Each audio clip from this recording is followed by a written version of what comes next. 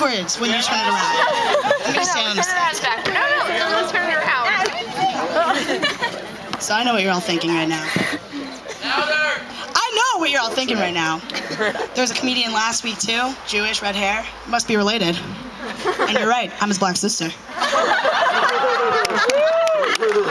But all races aside, I really, this is my first time ever doing stand-up. And, I really hope I get it down because then I'll have done it. I'll finally have found something that I'm good at. Like school, you have to pay attention. I'm not good at that.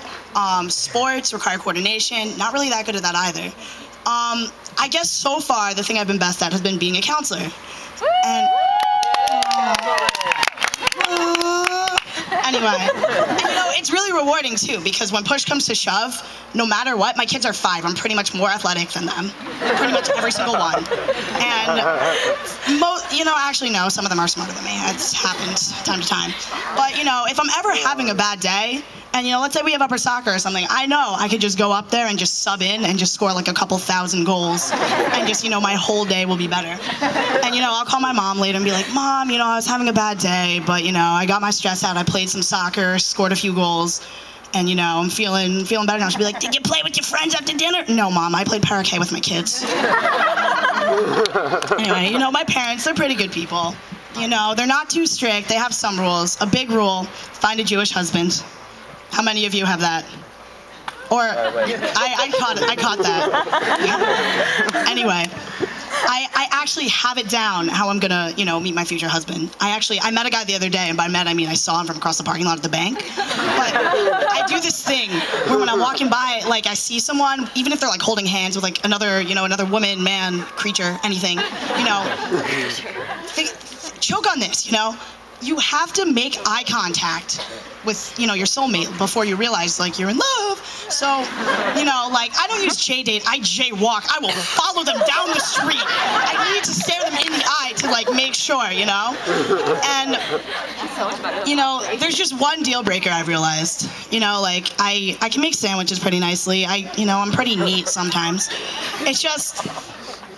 I wouldn't say it's really a fetish as much as just an interest in fat animals, but I don't think anyone appreciates them enough.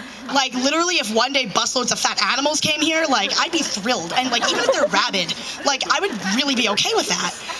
And just because your cat can do the truffle shuffle does not mean that you shouldn't, love them the same. They're really okay. But, the other night I was actually Google imaging fat animals. And I stumbled upon this website, fatanimals.com. And for anyone who is curious, fat-animals.com. It's real. It's legit. And it's it's really nice too. They have it broken up into sections. There's big dogs, great cats, farm animals, marine fatsos, I am not making this up at all. And, actually the headline last week was, check out this fat Japanese cat. And it's a Japanese man holding his dinner. It's a big fat cat. He's take it out. But, actually the most horrible thing happened a little while ago involving a fat animal. And, it's actually really tragic. I was driving, it was nighttime. The dangers are, and I've had my license for almost 3 years now, and I've never hit an animal. And finally, I see this animal. It's a big fat possum in the middle of the road. And my friend goes, no! And I was like, oh my God. I tried to slam on the brakes. My mom has a Prius, so it didn't work. And I ran this animal over. And it was horrible. We literally pulled aside of the road, said Kaddish, cried a little bit. It was honestly the most horrible experience of my life. And I didn't even, I stared at this animal for a solid 2-3 seconds before I realized I was gonna hit it. And it wasn't as horrible when it happened until I realized a few days later I might have just run over my soulmate.